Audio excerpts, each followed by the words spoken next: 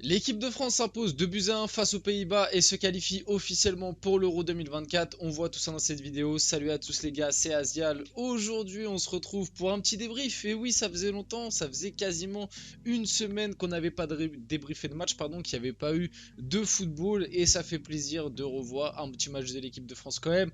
Moi, je vais pas vous mentir, je commence ce débrief. Voilà, on se dit la vérité. On est entre nous, là, petit débrief calme, voilà. L'équipe de France est qualifiée, la petite pression est partie là-dessus, même si bon, est-ce qu'on peut parler de pression? Je ne suis pas sûr, c'était quasi sûr que l'EDF allait se qualifier pour l'Euro 2024 en finissant premier, excusez-moi du peu, mais c'est surtout, voilà, moi je vais pas vous mentir, ces petits matchs de sélection de qualification, c'est pas les matchs que j'aime le plus quoi. C'est pas des matchs de championnat, c'est pas des matchs de LDC, voilà, c'est pas des matchs de Coupe d'Europe, c'est pas les matchs qui nous font le plus nous lever de notre chaise. Mais je vais pas vous mentir, après une semaine à ne pas avoir vu de foot, parce que depuis dimanche on n'a pas eu de foot, où il y a eu vite fait l'Espagne et tout hier, mais j'ai zioté sans en avoir une très grande importance, parce que comme je vous le dis, le football de sélection me passionne pas de ouf. Là quand même un Pays-Bas-France, une belle affiche. Bon, tu regardes les compos, t'es tout de suite un petit peu moins foufou, notamment du côté des Pays-Bas, mais bref, quand même, pas mal de choses à voir. On va débriefer ce match comme d'habitude.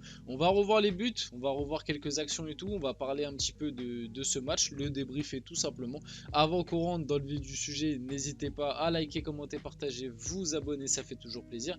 N'hésitez pas, la petite cloche et tout, le référencement, ça fait plaisir en ce moment. Vous cassez tout, vous êtes des monstres, je vous en remercie. Du coup, le DF s'est imposé 2-1. Déjà, petite stat, avant que on rentre dans le débrief, Antoine Griezmann va disputer son 81e match d'affilée avec les Bleus. Depuis juin 2017, il n'en a loupé aucun. Il a un record absolu puisque la deuxième plus longue série est de 44 matchs. C'était Patrick Vieira. Jamais blessé et exceptionnel sur le terrain.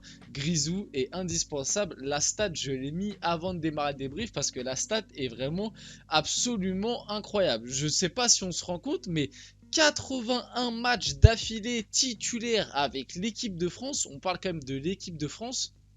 Le gars n'a jamais loupé un match sur les 81 derniers matchs depuis 2017. Le gars est présent à tous les matchs. C'est là que tu vois quand même l'importance d'un Griezmann et l'importance qu'il a dans cette équipe et dans ce groupe. Deschamps lui fait totalement confiance. 81 matchs d'affilée, c'est une série absolument exceptionnelle. Je sais même pas. Franchement, il faudrait comparer avec d'autres sélections et tout, mais 81 matchs d'affilée, c'est vraiment légendaire. Et la preuve, hein, la deuxième série juste après, c'est 44 matchs de Patrick Vieira. Et Patrick Vieira, c'était déjà quelqu'un. Et 44 matchs, déjà, c'est hyper dur à enchaîner. On parle de sélection, les gars. Attention, hein, on parle de sélection. Et puis là, en plus, on parle de l'équipe de France, qui est quand même une sélection où il y a énormément de qualité. Non, franchement, la stat est vraiment incroyable. Allez, on part direct sur le match. L'équipe de France a démarré très fort. Voilà, l'équipe de France a démarré très fort. 7ème minute de jeu, côté droit. Kingsley Coman qui est juste ici, qui va venir, on va dire, vite fait fixer Nathan Ake, la glisser à Antoine Griezmann justement, qui va venir directement en une touche, la donner à Jonathan Klaus, Jonathan Klaus qui va venir centrer sur Mbappé. Mbappé, bon... Voilà, Mbappé buteur, même si sur ce premier but, le gardien, petite faute de main. Mbappé qui met doublé, Mbappé qui, on peut le dire, fait gagner ce match à l'équipe de France. Bah parce que il y a 2-1, tu mets doublé, donc techniquement, t'as fait gagner le match. En plus de ça, un Mbappé record ce soir, puisque il passe en termes de but devant Michel Platini et il devient, on le verra après, mais il devient le 4e meilleur buteur de l'histoire des Bleus, si je me trompe pas, 4e. Bah voilà, un Mbappé qu'on a un petit peu critiqué ces derniers temps, mais à juste titre, les gars, ça c'est un truc aussi des fois, parce que je sais, c'est sûr et certain, je préchote, il y en a un dans les commentaires, là il est en train d'écrire, ah mais quand Mbappé il est mauvais, tu critiques, et dès qu'il fait un bon match, ah tu dis qu'il est bon, qu'il est merveilleux, que c'est un joueur formidable. Les gars, quand on débriefe un match, on est d'accord que du coup, on débriefe la performance du joueur dans ce match. On débriefe pas la saison de ce joueur, on débriefe pas la carrière de ce joueur, on débriefe pas même les... Bref, vous avez compris. Donc là, je débriefe France-Pays-Bas et je le dis, Mbappé a été très bon, sûrement même l'un des meilleurs Français. Je le mets dans mon top 3, moi personnellement, je le mets dans mon top 3 meilleures performances ce soir, côté équipe de France, parce que dans tous les cas, j'ai trouvé les Français au-dessus des joueurs du Pays-Bas. Les Pays-Bas, on va pas se mentir, ce soir l'équipe de France fait pas non plus une énorme prestation. La victoire est tranquille, convaincante, etc. Mais en fait, c'est surtout que du côté des Pays-Bas, c'est très très faible, hein. Les Pays-Bas, ça fait peur un petit peu. Alors ok, il y a énormément d'absents et tout, mais quand même. Les Pays-Bas, même quand il y avait un petit peu moins d'absents et qu'ils étaient venus au... Bah, même si c'est vrai que quand ils étaient déjà venus au Stade de France et il y avait eu 4-0, ils avaient déjà des absents parce qu'ils avaient eu Si je me trompe pas, il y avait eu un virus qui avait touché notamment Frenkie de Jong et tout. Mais ils avaient quand même une équipe un petit peu au-dessus de celle-là. Ils viennent, ils prennent 4-0. Là, ce soir, ils perdent que 2-1. Tu peux te dire, bon, 2-1, c'est pas dramatique. Mais en vrai, la France, c'était au petit trot, hein. Moi, j'ai trouvé une équipe de France au petit trou, et même en ayant une équipe de France au petit trou avec un Mbappé qui a su faire la différence quand il le fallait, la France n'a quasiment pas été inquiétée. Les Pays-Bas ont eu, on va dire, deux petits temps forts durant le match, c'est les 10 dernières minutes de chaque période. Les 10 dernières minutes de la première mi-temps, juste avant la mi-temps, et les 10 dernières minutes là où ils marquent leur but. D'ailleurs, les Pays-Bas ont marqué à la 83e, et juste après, du coup, ils ont ce petit élan où ils poussent un peu, et notamment côté EDF, par contre, les rentrées n'ont pas été très bonnes, et c'est ce qui a poussé aussi, ce qui a permis aux Pays-Bas, aux Néerlandais, de aussi pousser en fin de match et revenir au score. Mais à part ça, honnêtement, l'équipe de France, ça a été en gestion, à gérer son match, à gérer son sujet. Je les ai pas sentis en grand danger durant ce match, et pourtant pareil, t'as pas eu un énorme Mac Maignan, ça doit être sûrement l'un des points négatifs de l'EDF. Ce soir, si tu prends le 11 de départ, moi j'ai vraiment deux joueurs qui m'ont déçu côté équipe de France. Je le dis direct, comme ça on peut directement passer au reste du débrief et tout, au reste des buts. Moi, les deux individualités que j'ai pas aimé côté équipe de France ce soir, c'est Kolo Muani et Mike Maignan. Alors Mike Maignan, que j'ai pas trouvé aussi impérial que d'habitude. Alors après, il revient de blessure, etc., je crois, ou alors il a pris un carton rouge il y a pas longtemps, bref, et je crois que même avant de prendre son carton rouge, il revenait de blessure. Bref, il est peut-être pas au mieux en ce moment, mais ouais, c'est pas un grand match de Mike Maignan. Et Kolo Muani, hein. Kolo Muani, son début de saison, il est très compliqué. Alors pareil, on va attendre parce que voilà, il y a le transfert PSG à digérer, tout ça, mais que ce soit avec le PSG ou avec l'équipe de France, le début de saison de Kolo Muani, on va patienter encore un peu, mais ça commence à faire beaucoup. On commence à arriver en novembre. Kolo Muani, ça reste très très léger. Je rappelle quand même que le PSG, on l'a acheté 90 millions, et ça fait très très mal pour l'instant par rapport à ce qu'il nous montre. Mais bon, certains supporters sont contents puisqu'il est né à Paris. Bref, c'est un autre débat. Je vais pas. Hop, la petite balle perdue. Je vais pas relancer ce débat là ici. On n'est pas là pour ça. On est là pour débriefer l'équipe de France. Donc 1-0 à ce moment là pour l'équipe de France. Kylian Mbappé, buteur pour les Bleus. Retour de Jonathan Klaus avec les Bleus et passeur décisif. En plus, il a fait un très bon match.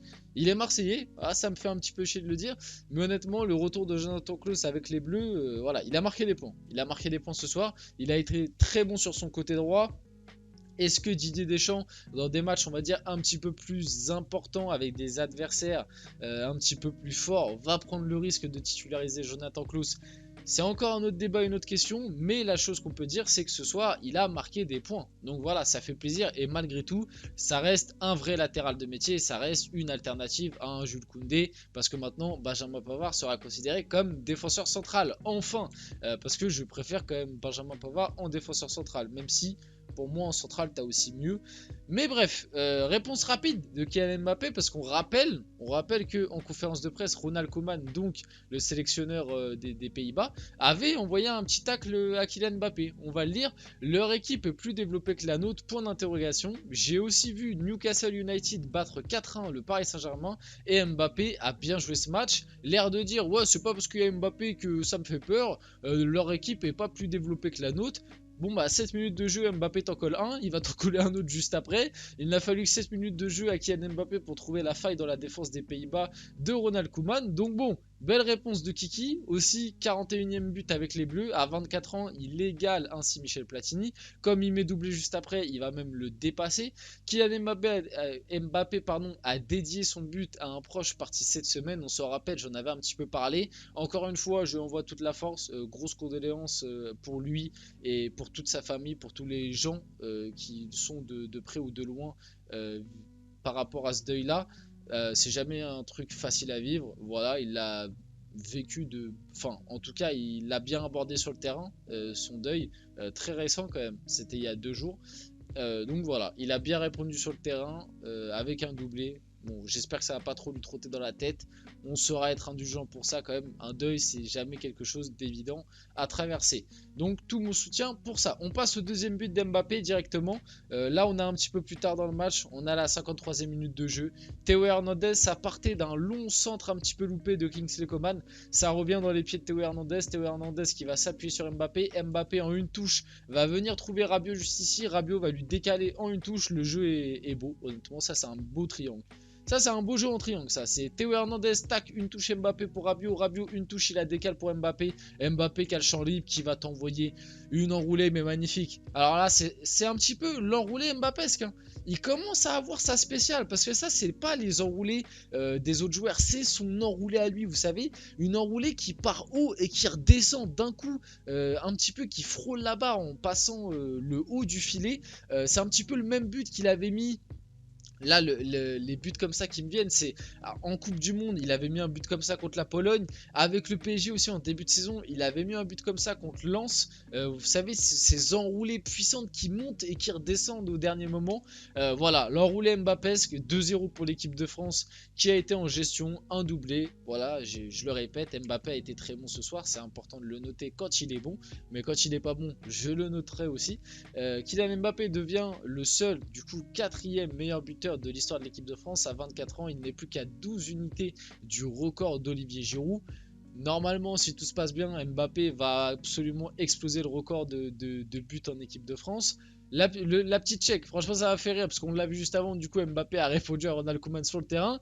Il lui a fait aussi un petit check. Voilà, bon, beau geste, bon enfant. Bon, là on passe à quelque chose d'un peu moins drôle, comme je vous l'ai dit. Les Pays-Bas en fin de match ont un petit peu poussé, et notamment c'est les rentrées côté équipe de France. Il y a eu la rentrée de Malo Gusto et de Marcus Thuram qui ont un petit peu déséquilibré, j'ai envie de dire, le côté droit. Et en plus le but que tu prends, bah c'est côté droit.